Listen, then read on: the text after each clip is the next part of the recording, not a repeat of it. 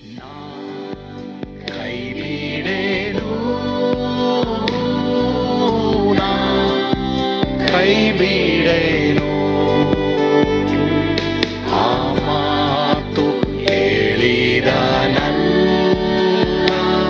ತಾ ಹೇಳಿದ ನಲ್ಲವೇ. ನಾ ಕೈ ಬಿಡೇನು, ನಾ ಕೈ ಬಿಡೇನು, ಆ ಮಾತು ಹೇಳಿದ ತಾ ಹೇಳಿದ ನಲ್ಲವೇ. ಯೇಸು ಕೈ ಬಿಡನು ದೈನಂದಿನ ಸತ್ಯವೇದ ಅಧ್ಯಯನಕ್ಕೆ ನಿಮ್ಮೆಲ್ಲರನ್ನು ಆಹ್ವಾನಿಸುತ್ತೇನೆ. ಇಂದು ನಾವು ಆದಿಕಾಂಡ 46:8-15 ವಚನವನ್ನ ಧ್ಯಾನ ಮಾಡ್ತೇವೆ. ಸಂತಾನದವರ ವಿವರಣೆ ಓದ್ಕೊಳ್ಳೋಣ. ಇಸ್ರಾಯೇಲನೆಂಬ ಯಾಕೋಬನು ತನ್ನ ಮಕ್ಕಳೊಡನೆ ಐಗುಪ್ತ ದೇಶಕ್ಕೆ ಬಂದಾಗ ಅವನಿಗಿದ್ದ ಸಂತಾನದವರ ವಿವರಣೆ. ಯಾಕೋಬನ ಚೊಚ್ಚಲ ಮಗನು ರೂಬೇನನು. ರೂಬೇನನ ಮಕ್ಕಳಾದ ಹನೋಕ್, ಫಲ್ಲು, ಎಚ್ರೋನ್, ಕರ್ಮಿ. ಸಿಮಿಯೋನನ ಮಕ್ಕಳಾದ ಯಮುವೇಲ್, ಯಾಮೀನ್, ಓಹದ್, ಯಾಕಿನ್, ಜೊರ್ಕಾ ಮತ್ತು ಕಾನಾನಿ ಹೆಂಗಸಿನಲ್ಲಿ ಹುಟ್ಟಿದ ಸೌಲ. ಲೇವಿಯ ಮಕ್ಕಳಾದ ಗೆರ್ಷಮ್, ರೆಹತ್, ಮೆರಾರಿ. ಯಹೂದನ ಮಕ್ಕಳಾದ ಓನಾನ್, ಶೆಲಹ, ಪೆರಚ. ಇವರಲ್ಲಿ ಓನಾನ್ ಎಂಬುವರು ಕಾನಾನ್ ದೇಶದಲ್ಲಿ ಸತ್ತರು. ಪೆರಚನ ಮಕ್ಕಳಾದ ಎಚ್ರೋನ್, ಹಾಮೂಲ್. ಇಸ್ಸಾಕರ್ನ ಮಕ್ಕಳಾದ ತೋಲಾ, ಹೂವ, ಯೋಬ್, ಶಿಮ್ರೋನ್. ಜೆಬುಲೋನನ ಮಕ್ಕಳಾದ ಸೆರೆದ್, ಎಲೋನ್, ಎಕ್ಲೇಲ್. ಇವರೆಲ್ಲರು ಲೇಳ ಸಂತತಿಯವರು. ಈಕೆಯು ಯಾಕೋಬನಿಗೆ ಇವರನ್ನ ದೀನಳೆಂಬ ಹೆಣ್ಣು ಮಗಳನ್ನ ಪದ್ದನ್ ಆರಾಮಿನಲ್ಲಿ ಪಡೆದಳು. ಆಕೆಯಿಂದಾದ ಗಂಡು ಮಕ್ಕಳು 33 ಮಂದಿ. ಈಗ ಇಲ್ಲಿ ಯಾಕೋಬನ ಮಕ್ಕಳಿಗೆ ಮಕ್ಕಳು ಉಂಟಾಗ್ತಾರೆ. ಒಬ್ಬೊಬ್ಬ ಮಕ್ಕಳಿಗೆ ಮಕ್ಕಳು ಉಂಟಾಗೋದನ್ನ ನಾವು ಇಲ್ಲಿ ನೋಡ್ತೇವೆ.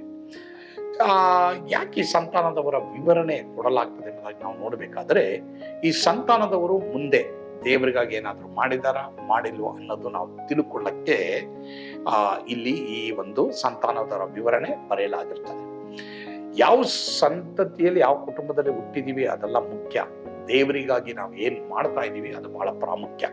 ಇವರಲ್ಲಿ ಅನೇಕರ ಹೆಸರುಗಳು ನಾವು ಮುಂದೆ ನೋಡೋದೇ ಇಲ್ಲ. ಯಾಕೆ ಅಂತ ನಾವು ನೋಡ್ಬೇಕಾದ್ರೆ ಇವರಲ್ಲಿ ಅನೇಕರು ದೇವರನ್ನ ಬಿಟ್ಟು ಬಿಡ್ತಾರೆ. ಈ ಒಂದು ಸಂತಾನದವರಲ್ಲಿ ಅನೇಕರು ದೇವರನ್ನ ಬಿಟ್ಟು ಬಿಡ್ತಾರೆ. ಬಟ್ ಅದರಿಂದ ನಾವು ಕಳೆಯುವಂತ ಪಾಠ ಏನು? ನಮ್ಮ ತಂದೆ ತಾಯಿಗಳು ಒಳ್ಳೆ ಭಯಭಕ್ತಿ ಉಳ್ಳ ಜನರಾಗಿರ್ಬೋದು, ಆದ್ರೆ ನೀವು ಭಯಭಕ್ತಿ ಉಳ್ಳ ಜನರಾಗಿಲ್ಲದೆ ಹೋದ್ರೆ ಖಂಡಿತವಾಗಿ ಅಲ್ಲಿ ಯಾವ ಪ್ರಯೋಜನವೂ ಇಲ್ಲ. ಹೀಗಾಗಿ ಮಕ್ಕಳೇ, ಮತ್ತು ದೇವರು ಟೀನೇಜ್ ಮಕ್ಕಳಿಗೆ ಮಾತನಾಡ್ತಾ ಇದ್ದಾರೆ. ದೇವರು ನನಗೆ ನಿನಗೆ ಮಾತನಾಡ್ತಾ ಇದ್ದಾರೆ. ನಾವು ಎಂತ ಕುಟುಂಬದಲ್ಲಿ ಹುಟ್ಟಿದ್ರು ದೇವರ ಕುಟುಂಬದಲ್ಲಿ ಹುಟ್ಟುವವರಾಗಿರ್ಬೇಕು. ಆತನ ಕುಟುಂಬದಲ್ಲಿ ಹುಟ್ಟಿದರೆ ಮಾತ್ರವೇ ನಮಗೆ ಸ್ವರ್ಗದ ಭಾಗ್ಯ ನಮಗೆ ಸಿಗುತ್ತೆ. ಕರ್ತನು ಆ ರೀತಿ ನಮ್ಮೆಲ್ಲರೂ ನಡೆಸಲಿ. ದೇವರ ವಾಕ್ಯದಲ್ಲಿ ಬರೆದಿದೆ. ಒಂದು ವೇಳೆ ಇವತ್ತು ನೀವು ದೇವರ ಮಕ್ಕಳಾಗದೆ ಇರ್ಬೋದು. ಯೋಹಾನ 1:12 ಪ್ರಕಾರ ಯಾರ್ಯಾರು ಆತನ ಅಂಗೀಕರಿಸಿದರು, ಅಂದ್ರೆ ಆತನ ಹೆಸರಿನ ಮೇಲೆ ನಂಬಿಕೆ ಇಟ್ಟರು, ಅವರಿಗೆ ದೇವರ ಮಕ್ಕಳಾಗುವ ಅಧಿಕಾರವನ್ನ ದೇವರು ಕೊಡ್ತಾರೆ. ಸೊ ಇವತ್ತು ಅಧಿಕಾರ ಬೇಕಾ? ಯೇಸುವಿಗೆ ನಿಮ್ಮ ಹೃದಯವನ್ನ ಕೊಡಿ. ಕರ್ತನು ನಿಮ್ಮನ್ನು ಆಶೀರ್ವದಿಸಲಿ. ಆಮೇಲೆ ಪ್ರಾರ್ಥಿಸೋಣವಾ? ನಮ್ಮನ್ನು ಬಹಳವಾಗಿ ಪ್ರೀತಿ ಮಾಡುವಂತ ನಮ್ಮ ಸ್ವರ್ಗೀಯ ತಂದೆ ಆದವರೇ, ನಿಮಗೆ ಸ್ತೋತ್ರ. ಈ ದಿನ ನೀವು ನಮ್ಮೊಂದಿಗೆ ಮಾತನಾಡಿದಕ್ಕಾಗಿ ಸ್ತೋತ್ರ. ದೇವರೇ, ನಮ್ಮನ್ನ ನೀನು ಬಲಪಡಿಸು. ದೇವರೇ, ನಾವು ಯಾವ ಒಂದು ಸ್ಟೇಟಸ್ ಅಲ್ಲಿ ನಾವು ಈ ಲೋಕದಲ್ಲಿ ಇದೀವಿ ಅದೆಲ್ಲ ಮುಖ್ಯ. ದೇವರಿಗಾಗಿ ನಾವು ಏನು ಮಾಡ್ತಾ ಇದ್ದೀವಿ ಅದು ಬಹಳ ಪ್ರಾಮುಖ್ಯ. ದೇವರ ರಾಜ್ಯಕ್ಕಾಗಿ ಏನಾದರೂ ಒಂದು ಮಾಡುವಾಗ ನಮ್ಮೆಲ್ಲರೂ ಕೃಪೆ ಕೊಡು. ದೇವರ ಕುಟುಂಬದ ಸದಸ್ಯರಾಗುವಾಗ ನಮ್ಗೆ ಕೃಪೆ ಕೊಡು. ಯೇಸುವಿನ ಹೆಸರಿನಲ್ಲಿ ಪ್ರಾರ್ಥಿಸ್ತೇವೆ ಸ್ವಾಮಿ. ಆಮೇಲೆ ಕರ್ತನು ತಾನೇ ನಿಮ್ಮೆಲ್ಲರನ್ನ ಆಶೀರ್ವಾದ ಮಾಡಲಿ. ಸ್ವರ್ಗದ ಆನಂದ ನಿಮ್ಮೆಲ್ಲರನ್ನು ತುಂಬಿ ತುಳುಕಲಿ. Amen. God bless you.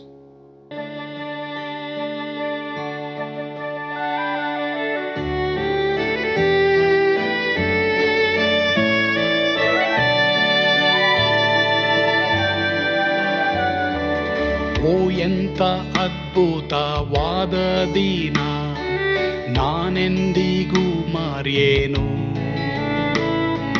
ಪಾಪಂಧಕಾರದೊಳ್ ಅಲೆದೇನ, ರಕ್ಷಕನ ಕಂಡೇನು. Komala ಕರುಣೆಯುಳ್ಳ Yesu N ಕೊರತೆ ನೀಗಿದ.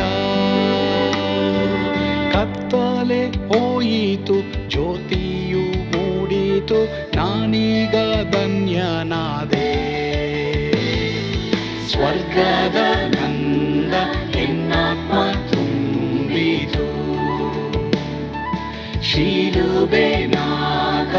என் ஸ்வஸ்த கைதனு என் ಪಾಪ ತೋಳೆದ ಈರುಳ ದಿನಕ್ಕೆ ತಿರುಗಿದ ಸ್ವರ್ಗದ ನಂದ ಎನ್ನಾತ್ಮ ತುಂಬಿತು.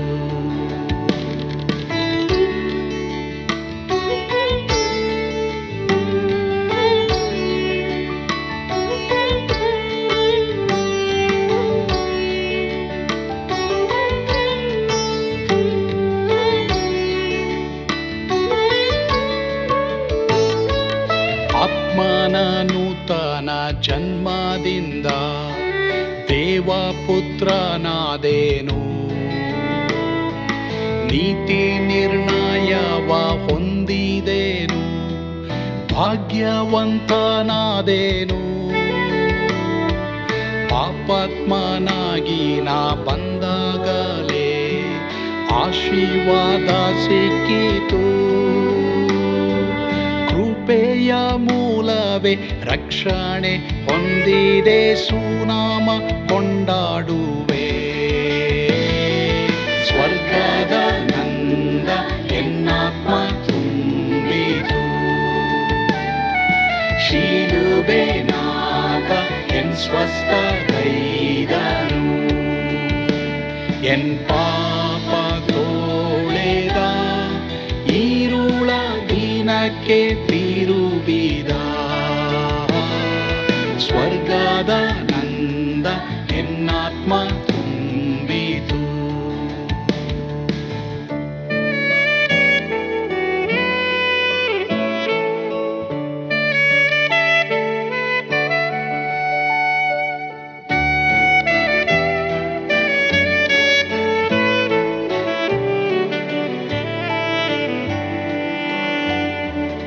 ಅನಂತ ನಿರೀಕ್ಷೆ ಏನಾಗಿದೆ, ಕಾಲವು ತೀರಲಾಗಿ ಸ್ವರ್ಗದ ಭವ್ಯ ಬಿಡಾರದಲ್ಲಿ ನಿತ್ಯವಾಗಿ ಇರುವೆ. ಶಿಲುಬೆ ನನಗೆ ಆಶ್ರಯವೇ, ನಂಬಿಕೆಗಾಧಾರವೇ. ನಿತ್ಯ ಐಶ್ವರ್ಯವ ದಿವ್ಯಾಶೀರ್ವಾದವ ಕರ್ತ ಇವನೇ ನಗೆ.